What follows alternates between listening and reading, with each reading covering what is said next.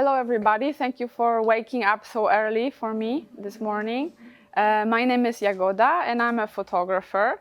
I live in Lausanne since 10 years now. I came here to do a master program in ECAL, which is like the local art and design school. Before that, I lived in Edinburgh in Scotland, where I did my bachelor in photography and film. Today we're going to talk about photography, and we're going to reflect on photography. I would like to start with some photography books because I'm a huge fan of photography books, and here I prepared a small selection of the ones that for some reason are very close to my practice or started something important in my path as a photographer. And what you can see here is the cover with the man, with the face of the man. It's called Raise a Laugh by Richard Billingham. He's a British photographer. And it's a story about Ray, who's an alcoholic, and he lives with his wife and two sons. One of them is Richard, the photographer, who documented this intimate family environment. It's a very personal work, very raw, very candid. It's depicting this chaos that they live in, but also this funny side of this chaos. It's really, really great book. So when you have a chance to see it, go for it. It also was one of the first photography books that I came across, and that really, really touched me. A second one is just under it, which is by Thierry Guérin, is an American photographer. The book is called Daddy, Where Are You? And it's a book that I know by heart because I wrote my dissertation about it. So it's, again, an extremely personal story of the photographer and her relationship with her aging mother. Also, Thierry, the photographer, has 5 kids, and they all are in this story. They are the main characters. It's a very beautiful, poetic story that talks about this, personal difficulties between the two women. A third book that I wanted to show you is on your top left. It's another American artist called Cameron Winant, and the book is titled My Birth. She is working with archival images, and she collects these photographs of literally women giving birth.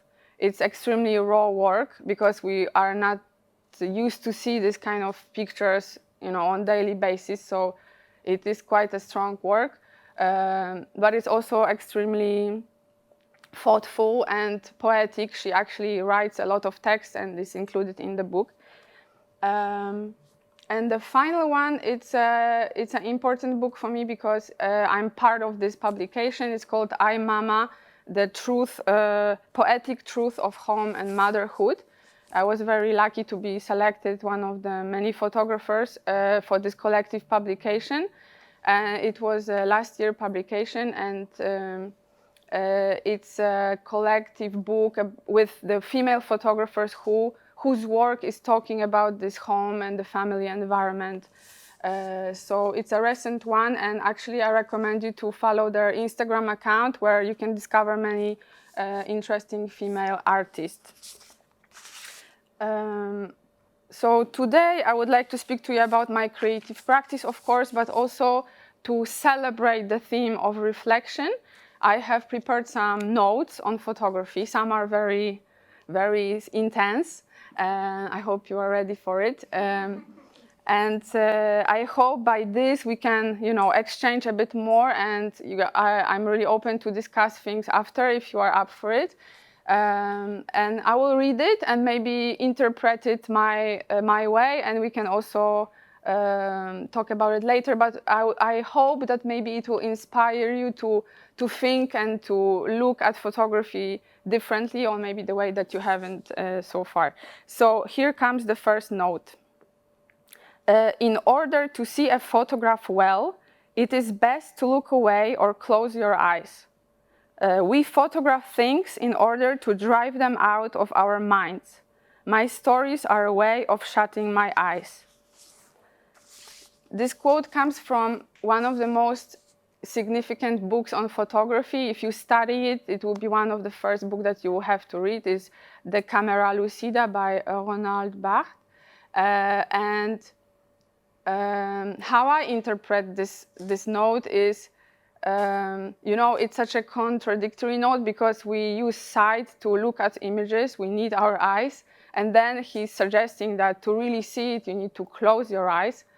And I feel like with images, there are certain photographs or snaps or images that stay with you when you close your eyes, you see them. It can either be, live pictures that you just register with your brain camera, literally, or a snaps of a movie or a book, things you saw and things that really come to you when you close your eyes.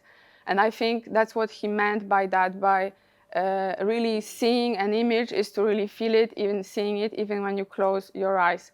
And on the other level, for me, this part when it says about taking photos to of things to drive them out of our mind, I really strongly relate to it in my practice because for me, the things that I work with and that I explore are through photography. It really helps me to digest certain things and drive them out of my head, literally, and process them through images. So my work is, it comes from a very personal source, and that is this general idea of family environment. I feel like that everything that is personal is also general. And so the subjects that I explore and the themes that I work with are coming, from this very basic idea of home and the human relationships within this structure. And I think everything started for me with my grandmothers that are here on the screen, Babcia Janka and Babcia Nina. I believe that they truly subconsciously influenced me to do the first big project, and largely because Babcia Nina here on your right influenced the stories that I created. And I kind of got very much inspired by her childhood stories. She had a very difficult childhood. She was deported by the Soviet army, like deep into the Russian land. So that itself is quite traumatic for us to think of now. And then she had really crazy experiences, almost magical, sometimes mystical. And these stories became a certain background for me to work on the first project that I want to show you. And on the other hand, Babcia Janka here on your left, she was one of the main stars, the main subjects for me to work with. She was always willing to participate. Sometimes it took me a bit longer to convince her to do some of my crazy ideas, but generally she was very participative. And they both passed away last year. I wanted to just include them in my presentation because I feel like they actually played a big role in my beginnings with photography. So the project that you see here, it's called Czarna Madonna, Black Madonna. This is a project that through it I try to depict these harmful sides of family love and family environment. To represent this duality that we deal with between the family relationships. And in this project, I work with this mystical and these weird moments of the everyday life that are kind of between the reality and fiction. It is a first project, a big project that I created. It was a part of my diploma project at ECAL. Is it something? Okay. And I created a photography book out of it, obviously. And this book was all handmade by myself. But I was very happy to have it to have it on show for quite a few photography festivals, and it was shortlisted for quite a number of dummy awards, including this one that is very important, which is a MAC publisher of photography in London. So yeah, everything started with this project for me. Here we are at our second note to reflect. This one is by our favorite guy, Freud, who says that of the maternal body, that there is no other place of which one can say with so much certainty that one has already been there. And again, this quote is from the same book, Camera Lucida. And for me, this is also a magical connection, because I do work with this representation of the maternal figure in my practice. And here, this classical writing from back in the times where the author of the book, Barthes, he's analyzing the photograph of his mother. So this reference between photography and its meaning and this maternal comes up all the time in the book. And I think that how I interpret this is also that photography has this ability to take us to these places of familiarity. You know, like it brings us to these places of the known, of what we know, of what we seek. And I think it's a beautiful experience that we can share. Of course, everyone interprets the image differently, but I feel like we find its common ground in certain images that we look at. And that's how we are moving towards the second photography project that I want to show you, that basically following my fascination with the maternal figure, I continued to work with women and photograph them with kids, with pregnant bodies, with post-birth bodies, and that's how the project My Mother is a Hippie in 2019 came along. In this project, I explore this haunting stereotypes of the maternal love that is and should be unconditional. Yeah, like I wanted to work about this this idea of this unsettling duality behind the experience of motherhood. There is this constant overlap of the power and powerlessness between the mom and the child. And I wanted to explore that in that project as well. Just to challenge this overall definitions of maternal figure and maternal love.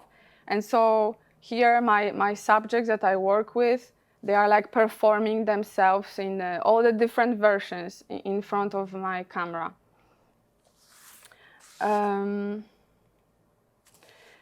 Okay, this one is quite a difficult one, so I let a bit of a pause to go with it.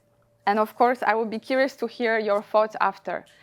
The photograph becomes a bizarre medium, a new form of hallucination, falls on the level of perception, true on the level of time.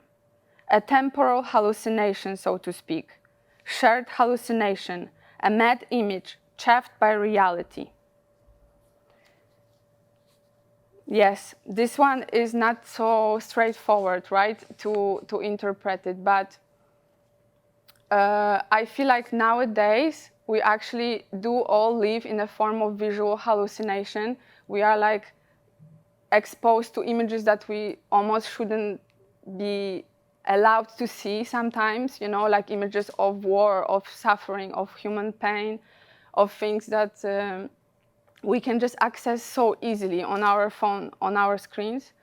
And it's becoming, you know, something that it is real because it's documented, and here it is in front of our eyes. But at the same time, its power is almost, you know, becoming a sort of hallucination. But I'll be very curious to go back to it with you guys. Maybe you have different interpretations of that. I wanted to bring it up because I think it's a nice way to analyze and to reflect upon how we consume images and what they do to us and how we are almost parallel, living in a parallel visual universe with the photography nowadays. I'm going to show you a short video.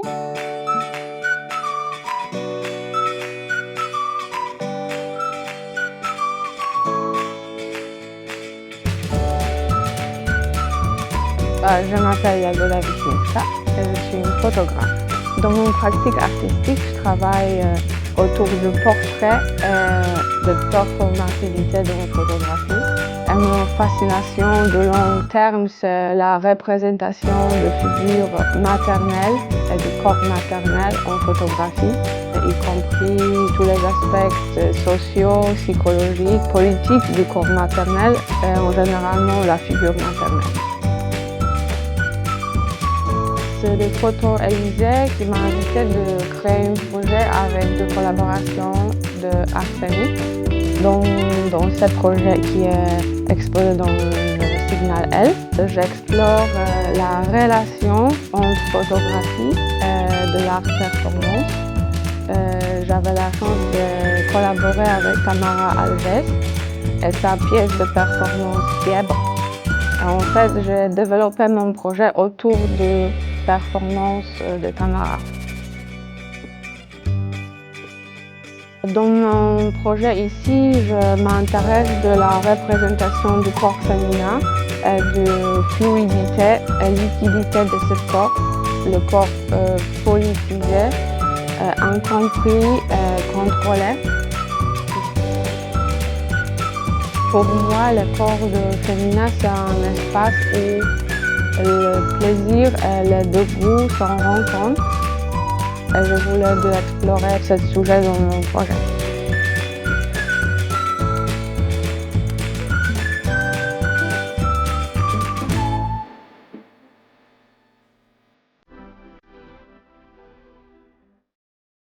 So you saw a video that briefly talked about the new project that I wanted to show you. I realized this last year. It's a very, let's say, small project because it was a fastly produced, let's say, and it's a collaboration between myself and this choreographer that works with this substance. It's a slime where the dancers perform, and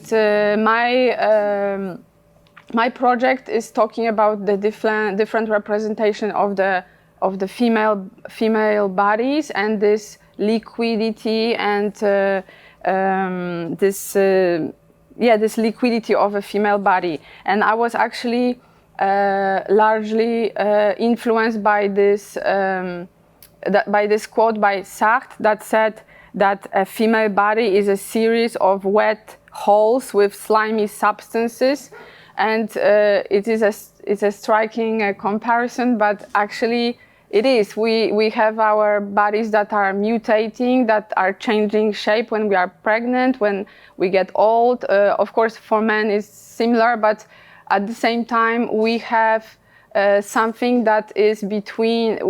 Our bodies produce this way of interest or this between desire and the disgust. And that's what I was exploring in this project. I was really happy to realize this and to have my images shown at Photo Élysée in Lausanne. And it was a project that, also a new way to work because I created photography and also video work and worked with performance art, which was the first time that I actually worked with someone, performing an art piece live and registering it is also something exciting and adding a new way of interpreting images. We are at our last note. The truth is that photographs reward you for looking at them with attention. You start to notice more and more things in them. And this is my way to encourage you guys on looking at and consuming images, not only on the screen.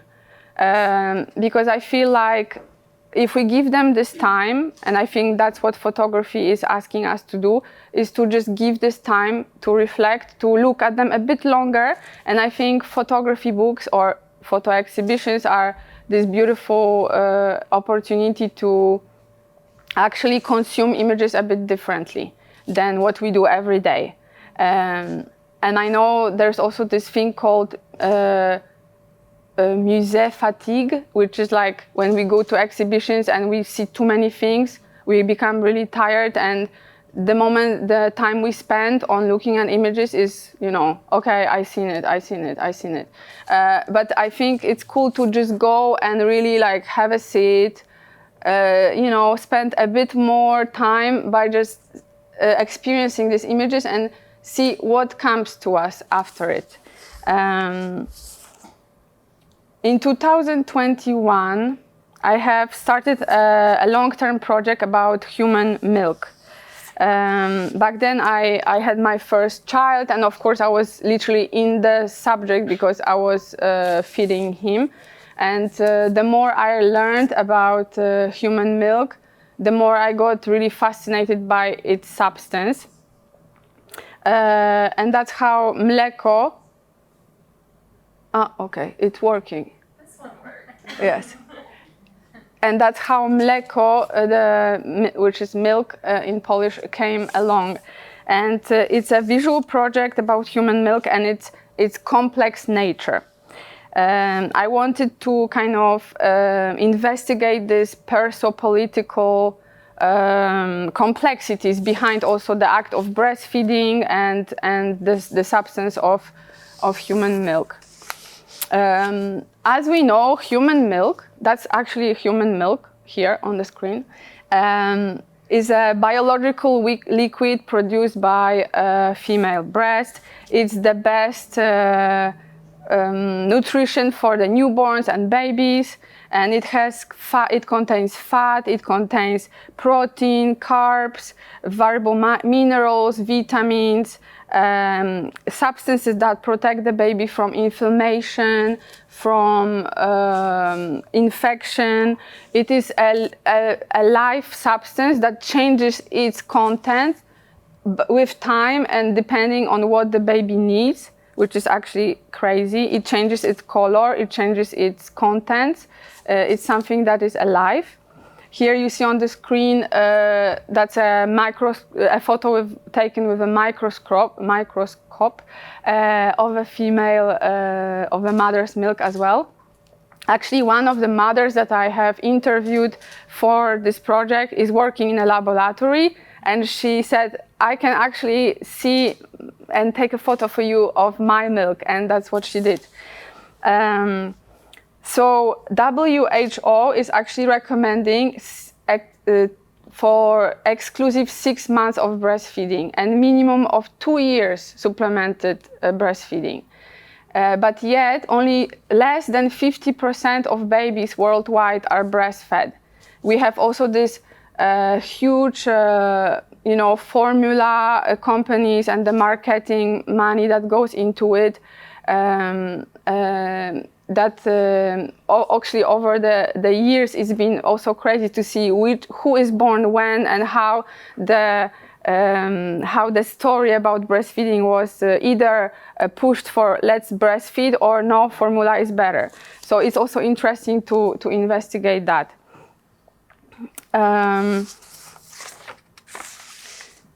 Yes, also with my own experience, but also by listening to different women, I learned how much this human milk subject generates opinions, and despite being a very private thing, we could say, it is extremely political and extremely social, and so that's what makes it also extremely opinionated and interesting for me to explore.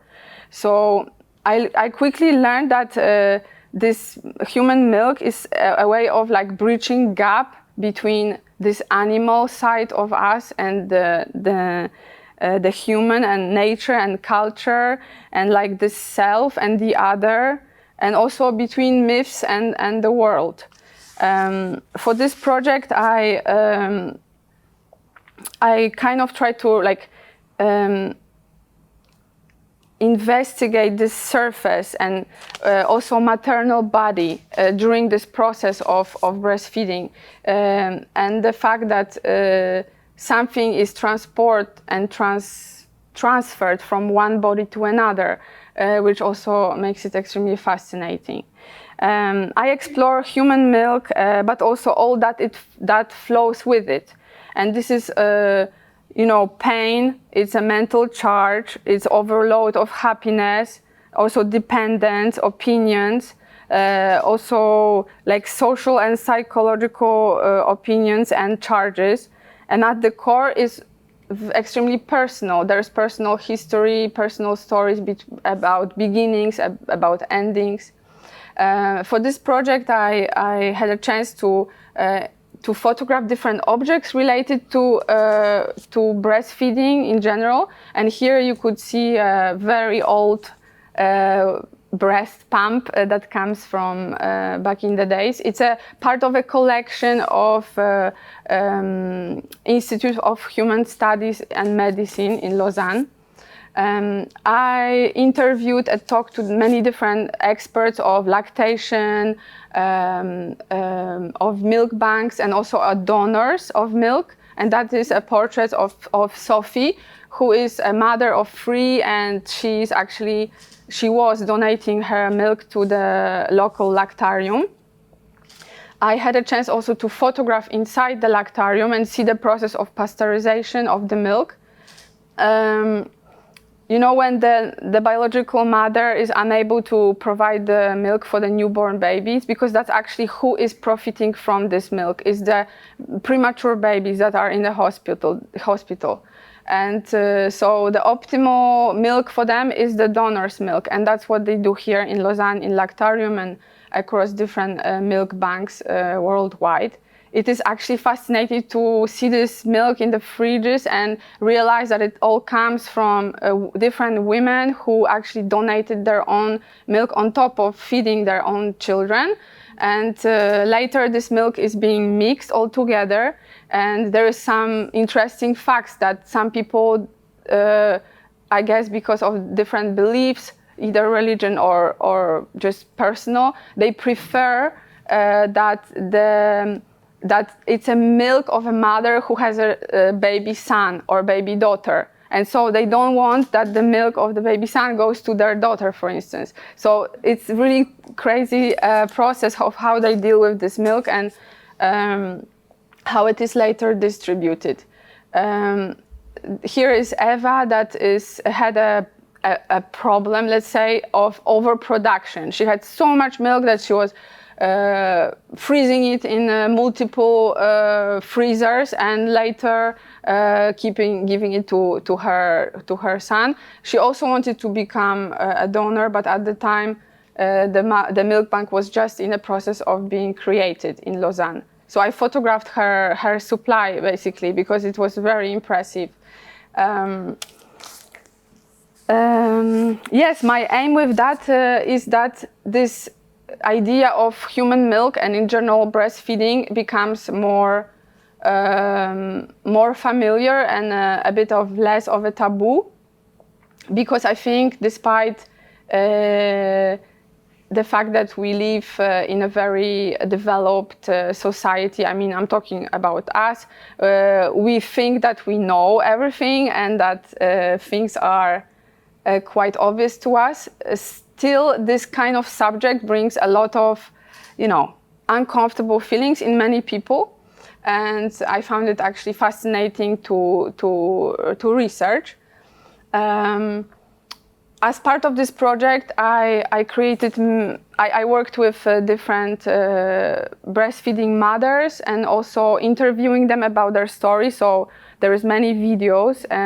It's extremely important part of the project because exactly that's where we learn how huge is the subject and how much opinions and how much load of emotion it brings up. The project, I can say it's, I could continue to work on it because I have not covered all of the subjects and all of the aspects of it. I didn't go the way of the, either to be pro breastfeeding or against, because that's another story. We all know that it's not always possible. It's very difficult to do. So I didn't want it to be, in a way judgmental with my images and my work, but I wanted to really learn the stories and the personal stories of what's behind this substance of human milk. And so I take my opportunity to invite you for the exhibition. It will be your chance to consume the images a bit differently than on screen. This project will be shown as an exhibition in Chouve, and the opening is on the 29th of October from 5:30. If you miss that, you have whole year to go there and to discover it. And I think it will be a nice way how we curated it. There is many images that you can actually touch, that you can walk on, that you can see on the wall. And so you are very much welcomed and invited. And thank you very much for having me, and have a good Friday.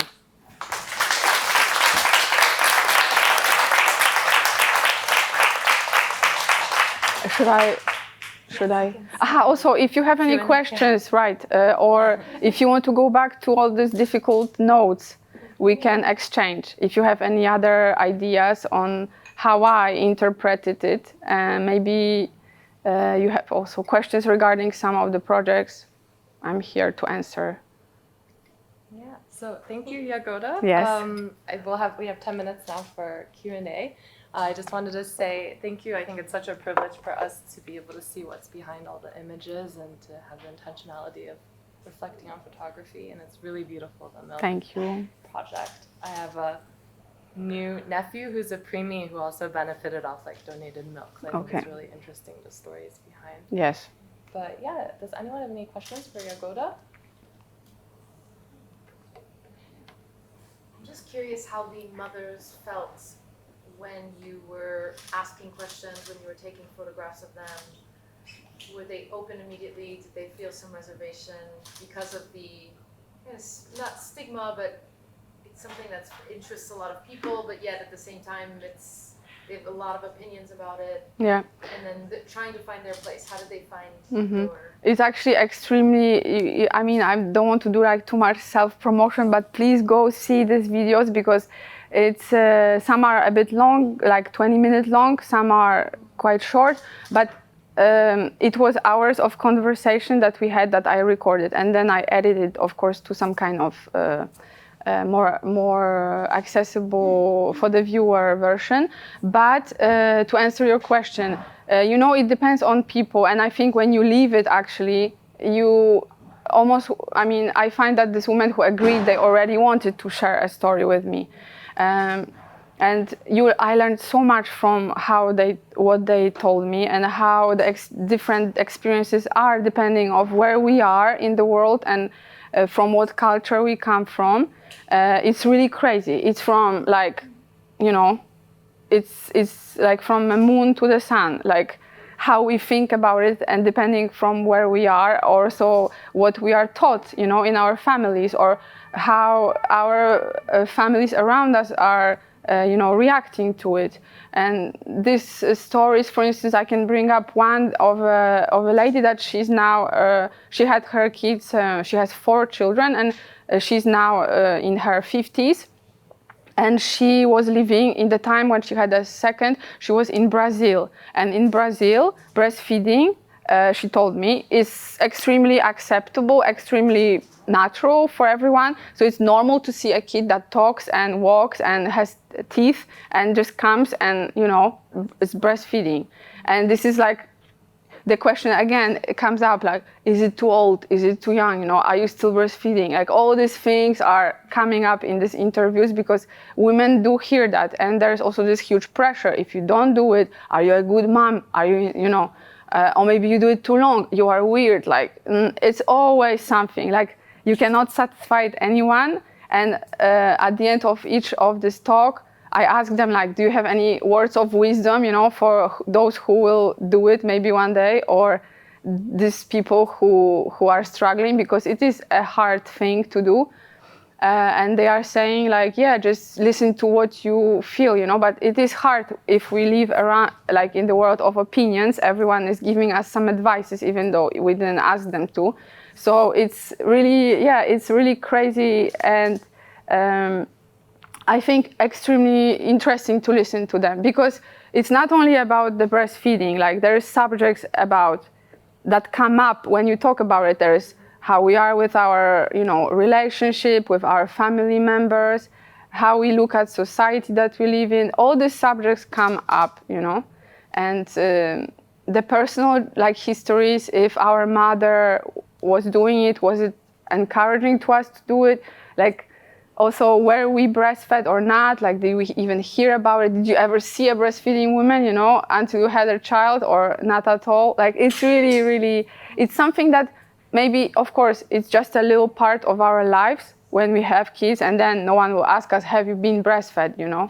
But actually, for women who are living it, it's really stays. There is a lot of like still like weight of, yeah, maybe not trauma, but something that's heavy, you know. And some of them were really emotional also to stop breastfeeding. That's another kind of subject that, and also this part of like female sexuality. This is as birth, you know, this is a part of our sexuality. And I think that's why there's all this stigma around it in a way, in some, of course, places, that, yeah, female breast is associated with, you know, sexual pleasure and not for feeding children, you know, which is actually opposite. I mean, yeah, but it's very fascinating. And so if you have a moment, some time to listen to these stories, it's really enriching to hear it. Thank you. I think it's beautiful that you're giving a voice to these women, because it touched me in my own story. Yeah, like if you actually, yeah. Somewhat seen, and so I think it's great to be able to share that with everyone. Thank you. Thank you. Thank you so much. It was so interesting. I think you answered a little bit right now, but you spoke a lot about your subjects, and I'm wondering about your audience as a whole. Because you mentioned something like, oh, I don't want it to be too pro, against, etc. But I think when you speak about the female body, it becomes sort of political in a way. Yeah. And I wonder if overall, not only in your last project, but in your projects, do you get different reactions from men and women? Is this something that concerns you, or you're not too engaged with the audience in that sense? Yeah. How is that for you? I feel like maybe men, you know, it's a little bit more difficult to them to relate to it, I guess, because they will never do it, you know, they can't. But once there is fathers who live that as well, because they are part of the family, and they, I think, are much more, they get more from it, or they are more likely to relate to it in some way, or be interested, because they are living it. And actually, in parts of these interviews, I ask women about their relationship with the father, with the partner, like how they are participating in it, you know. It's a one-on-one thing, but at the same time, we need support. And all these people around us has a huge place, you know, in our action, in our act of breastfeeding. But yeah, it depends. I guess women are more, you know, relating to it in some way, even if they are maybe not mothers. But that's what I would like to. That's why my project is around the substance. You know, I wanted to really focus on the beauty of the substance, on this, that the substance that then opens up the subjects on other fields of life. But I don't know if I answered this question. You did. I mean, more or less. I can bounce off a Yeah. question of someone else has other questions. I'm sorry, but just my question was also like, do you aim to provoke as well? You know, not only with the breastfeeding, but all your, you know, the liquid and everything. Yeah. Like, do you aim to provoke men as well to understand? I mean, I think like if something is provoking, it makes it more, like for me as a consumer of images, I like when things are provoking. You know, bored when there is something, okay, it's nice, and that's it. I like when there is something, you know, that's why I showed you all the photography books. I mean, you didn't see the inside of it, but if you ever see Raise a Laugh, you would totally understand where my interest comes from, you know. And yes, actually, I had reactions like that. Preparing for this exhibition, there were many photographs that were rejected, you know. In this way of these people from hospital, they don't want to see anything like provoking. You know, it's a place, I mean, I understand because there's different audience to it. No one wants to be hurtful to others, you know. But for me, it's nice to talk about this, you know, the dark sides, you know. I think that's where people are starting to feel things. If you talk only about the good things, I mean, I don't know, maybe it's just me. I like this kind of raw, you know, thing. And so in a way, I don't really create with my aim, I want to provoke, but it just comes out like this, you know, or maybe in my selection of images that I say I'm more driven to those who are, those who are a bit more provoking in some way, yeah. Jagoda is something that is, I felt myself because I breastfeed my 2 kids, and I'm Brazilian. Too. So in Brazil also is something very accepted, and we are encouraged to breastfeed. And once I came here to Switzerland, and then I breastfed, of course, protecting all the parts and everything, I realized that I was not the owner of my own body. Yeah. And that could not be something simple or poetic or pure or simply organic. That in a way it was offensive, even if I was protecting myself. And I know that here in Switzerland, where I feel, that is not the most conservative place concerning this issue. So it comes to me that now, like we are women that we do not possess our bodies because it's something political. So how it can be such a polemic subject, breastfeeding? Yeah, but I think it's about that, exactly. That, yeah, with this liquid that's coming out of your body, you know, it's something that is actually an act of, like, it's an intimate act, you are just with your baby, but at the same time, it is totally not. And that's the whole interesting part, you know. It's another example of how, like, the female body is again aimed to do certain things, you know. It is great to be showing lingerie advertising with my breast, you know, exposed in a beautiful bra, but when I breastfeed my baby in the bath and, you know, someone sees my nipple, that's already a no-go. And so it's that, yeah, it's just like a context that we are put in again to, you know. And I understand maybe no one wants to see this nipple in the bath, you know, it's just okay.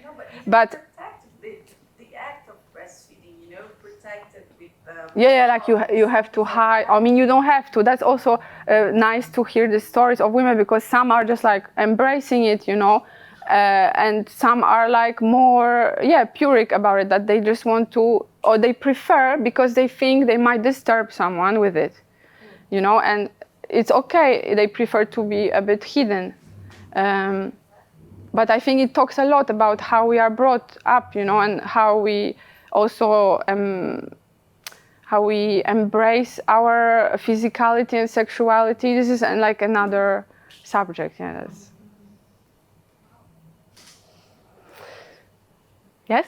I'm a midwife. I've been a midwife for 42 years, and I've noticed a change with the political situation. But I just feel now the young women who are coming in, it is not Instagrammable, they won't breastfeed. And there's a lot of breast augmentation, lots of breast reduction, that the breast has become much more sexualized rather than a giver of life. And I'm just saying that's really sad. Yeah, like almost like when you see, like on Instagram, there's a whole new also world of this, I don't know how you call this type, but it's like these mothers that, these women that have many, many kids, and they share their life, you know, in the farm, they bake a bread, the kids are running around, like they have the, it's like, you know, ballerina, yeah, all that. So, in you were like, wow, you know, like this is crazy. Like she was walking on the catwalk when she was 2 weeks postpartum, you know, like, wow. But yeah, going to that, I think like it's again, you know, something that if we are not all looking like that, you know, after 2 weeks and breastfeeding. And again, I think when it is accessible, it has to be, you know, sexy. You know, like, there was this photograph, a really cool one, but already a few years back, where some top model was pumping her milk and it became a cover. Like during the shoot, she was working and she was breastfeeding, so she pumped her milk, and there was a photograph of her actually on the cover with the breast pump. You know, again, it's a sexy women, you know, being there, and okay, she's embracing that. But again, we see this in a sexual kind of, you know, good-looking context. Yeah, I actually didn't want it to include many, like the act of breastfeeding. I didn't want it to include many photographs of that in my project. I wanted to go a bit around it, you know. So because I think it's really hard to avoid this cliche, you know, of like. Even at the same time, of course, that's the main, you know, main act of the subject. So yeah, I don't know if you have any other little question or we are good. Yes, thank you again.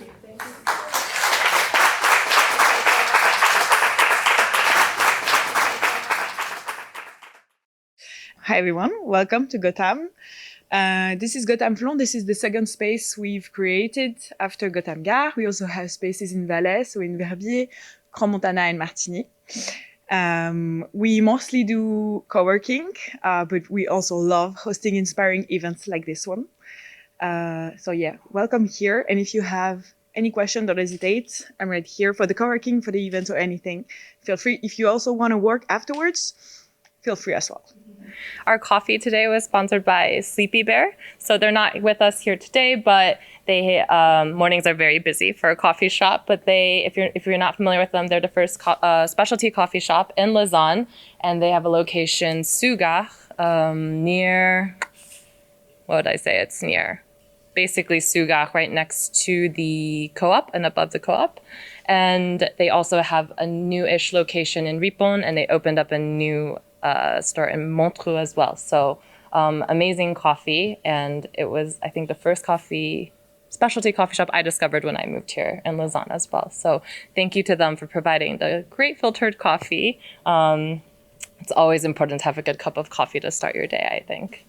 This is Evrim from Le Smart Cake, and I'm an engineer and a mom of 11-year-old energetic boy. And my interest in healthy eating started with him, with my boy, and I was preparing him different recipes, delicious, and had to be delicious for him and also nutritious. It's a boy and it needs energy, and also, yeah, he shouldn't eat, I believe, that much sugar as it's in the market now. So this interest turned into a passion. I started to change the recipes.